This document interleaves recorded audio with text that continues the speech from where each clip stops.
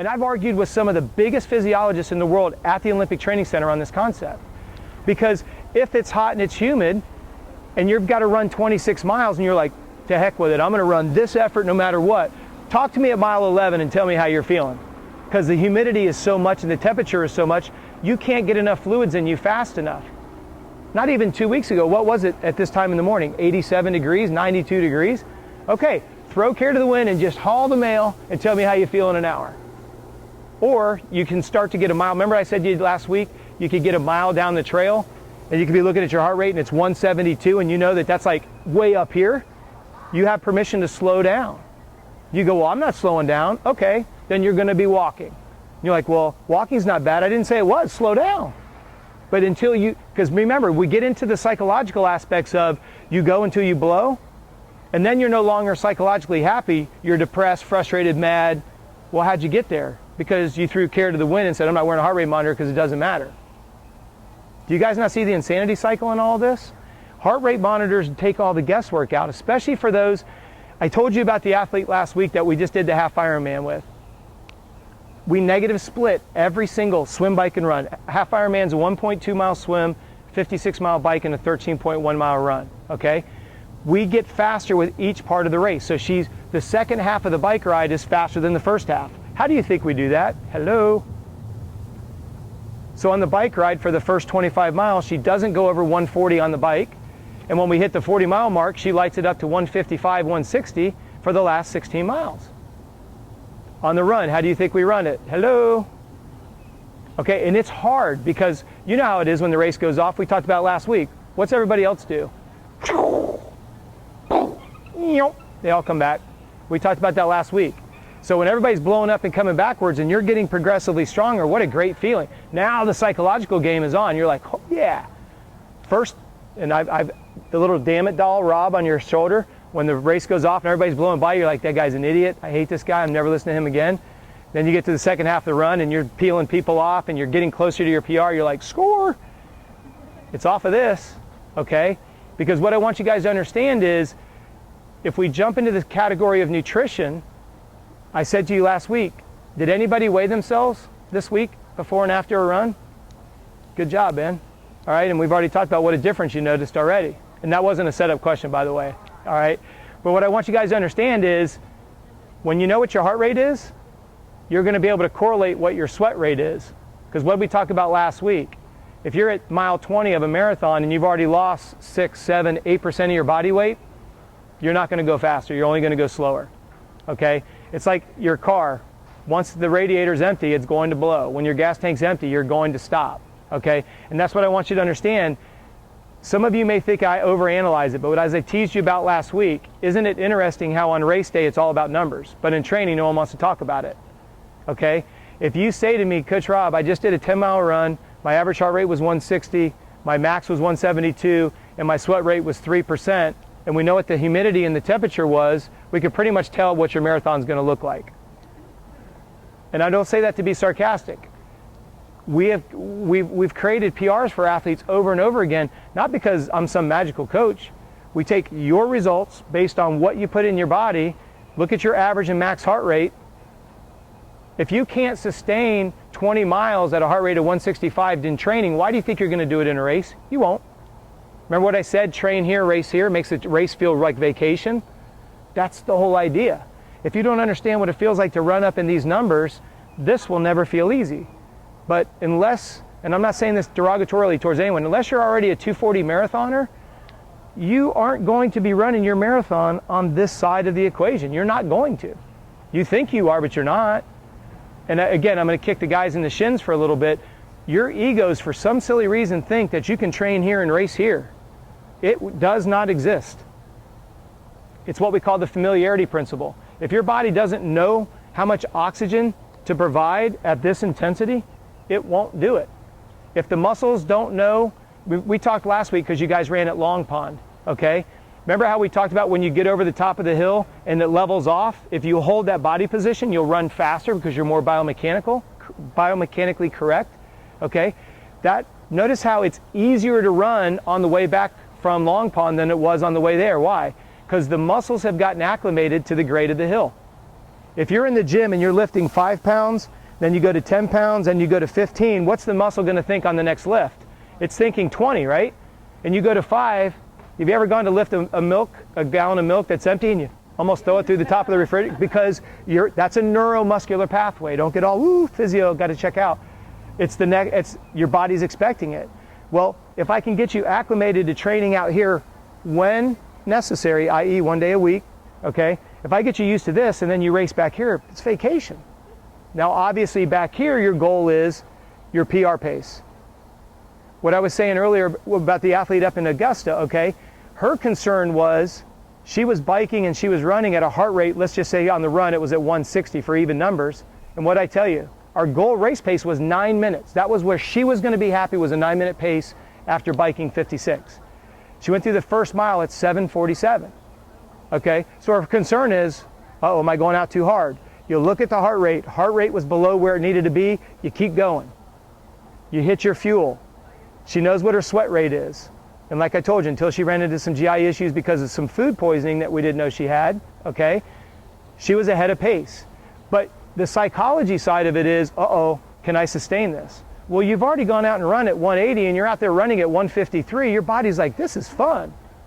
It literally is like, this is enjoyable. If you train here and try to race here, who's been there and bought that t-shirt? I've got a bunch of them. Because my ego goes by me because the guy in bowling shoes, as I teased you last week, shouldn't be beating me. Well, you don't know, this guy's an ex-collegiate runner. He just put on a little bit of weight, but you're hell-bent that he shouldn't be beating you. So now you've deviated from your race plan. He just keeps on running, and I'm sitting here walking madder than heck. All because I deviated from my race plan. Train here and be able to race below it, and life is easy. If you create a lot of disparity, as we talked about last week, the muscles don't know what you're asking it to do. It doesn't, I teased about this last year, right at this location. Your body doesn't know, where's the gentleman that's going to Pennsylvania? I think it was Jim, isn't it? Okay, Jim's going to Pennsylvania. His body doesn't know if it's in Pennsylvania, if you guys are going to be at Disney or the OUC half or Marine Corps or whatever, okay? What it does know is what? Temperature and humidity. Oh, now we're back to numbers again, something that Coach Robb talked about that everybody thinks is nonsense. I don't know about you guys, but do you guys feel better or worse when it's 100 degrees and 100% humidity than when it's 75 degrees and low humidity? And then everyone's like, well, but it doesn't matter on race day. Really? I mean, do you know how many people, because we had quite a few that were training for the Disney Marathon the year, that it literally froze at Disney? There were so many broken wrists at Disney because the water at the aid station was freezing on the ground that people were slipping and breaking their wrists left and right. Okay? Be ready for anything. Be surprised by nothing. I mean, that's our mantra. Not that you can train for that kind of stuff, okay? It gets below 70, and you'll see Coach Robb in a parka. I hate cold weather, okay? I am a pansy. I'll declare it. I'm in a wetsuit doing open water swims when everyone else is like, really? I don't do cold. Yeah. And for those of you that are really petite, your core body temperature drops, then you just never get warm. So, again, if you're not going to learn how to run at different intensities and factor in heat and humidity, or in that case, cold and lack of humidity, okay, you don't know what your sweat rate is, and you're like, that's a lot of numbers. All you've got to do is send me 2 numbers, and I'll give you all the information in a consolidated form. But I need you to understand the bigger picture of how the numbers are created.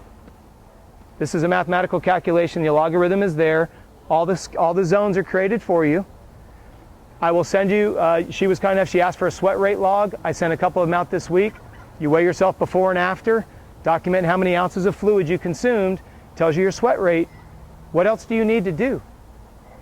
Go buy cool looking clothes. Remember I told you, it's not how fast you go, it's how good you look. So your race is done, you're set, okay? Go spend $80 on a cheap heart rate monitor so that you can utilize this concept, and the race now becomes enjoyable, okay? Because on race day, mark my words, your only concern is gonna be, can I do this silly race?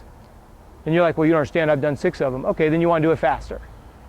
But you still have some angst in your heart about, oh, can I do this? Okay? If you come out here and you train and you nail your intensity and it produces the pace that you desire, if I were you, I'd be like jumping up and down at the start, like, I can't wait to get this going, instead of like, oh, please, let's get this started, okay? We've got athletes at Ironman Hawaii that's this morning, okay? They're 6 hours behind us. So I don't have a single athlete at Hawaii who's afraid of Hawaii. Now, Hawaii is a bear of a race, okay? If you've never been to Hawaii, I know you've seen pretty pictures of Hawaii. It's horrible. It is hell on earth, okay? And you guys watch it on NBC every year, and it's like, oh, they do such a great job. Tears are falling. It's so emotional. No, it's hell. It's living hell. It's the World Championships and the Queen K Highway. It's 40 to 50 mile an hour crosswinds. You have the sun beating down. You have the black lava, so the sun's coming from below and above. You have lots and lots of hills. It's not beautiful flat. It's really tough, okay? All of our athletes know they've got two things to focus on: heart rate and power. Power is another conversation on the bike, okay? But we race off of wattage. That's another conversation, okay? But the point is they're not worried about can they sustain a 9-minute pace on the run. They're racing off of heart rate. So I want you guys to understand that race is getting ready to happen right now. It's the World Championships, and they're doing the same thing that we're talking about here. Because I know some of you are like, oh, that's great for your elite athletes. What did I tell you last week? Our largest division is our weight loss division. What do we do with them? Buy a heart rate monitor. Start walking, because particularly, no disrespect to females, if you guys aren't losing a limb, about to puke hard, if you're not up here, you women don't think you're doing anything worthwhile. That's just the way it works. Because you guys have been kind of fed this BS of mantra that the only way to lose weight's up here, okay? We had a lady, you guys, I'm gonna show my age again. Remember when step aerobics was the big thing? Okay, so I know, showing the age here. But the problem is we had women who, mainly after children it was really bad, but for some that were post-college eating disorders, they'd go to step aerobics 2 or 3 days a week, not lose weight. Why? Because they're up here. So they, instead of going 3 days a week, how many days a week do they go? 5. They don't lose the weight, so what do? They go 6. Then they go 2-a-days. They lose more or less weight. No, they gain weight. Why? Because they're driving their adrenals into a point of fatigue, okay? Then because they're not losing weight, what's the next step? You've already added the exercises. What's the next step? You stop eating. Basal metabolic rate drops. Cortisol levels go up. You don't sleep well, so you don't release HGH, so you get heavier. And I'm not saying that, I'm not being a smart ass when I say that. That's the next step. We've seen it. And I'm not taking it lightly. Get off the insanity cycle. Get off of this upper range. It is a kiss of death. If you've already, and I know some of you have already called me, you have fought with adrenal fatigue or coming out of adrenal fatigue, okay? We have some of the best athletes in the world. We have the #1 motocross racer in the world, okay? He hired us last October. He had every sign of adrenal fatigue you can imagine, okay? And I'm not trying to embarrass anybody, but the 4 symptoms are craving simple sugars, night sweats, inability to sleep, and low sex drive. Well, there's a lame ass excuse for all 4 of those, okay? If you don't have a sex drive, it's because you're not 21. You have night sweats, you're premenopausal. If you can't sleep, it's because you can't turn it off. And if you have cravings for sugars, you have a sweet tooth, or you're on your menstrual cycle. There's always some lame excuse, okay? Then you look at someone's training logs, and they're spending all their time up here. And then they don't sleep, and then they don't eat. And then you can't break the cycle because what? You're afraid to stop. Heaven forbid you're gonna stop, okay? So that, I'm just trying to be as blunt as I can be with you guys, because if you're not willing to get off that cycle, most people aren't willing to tell you why and what it takes to get off the cycle, okay? And especially when you get into hormones, because now everybody's on hormonal creams, you're taking injections and all that other stuff. I'm not saying there's not a place for it, but you got to start by getting the intensity out of your world, okay? You can't be working 70 hours a week, have 3 kids, and do everything else, and then try to come out and run 20 miles on Saturday, and then try to run it up here. You see where it's just too much?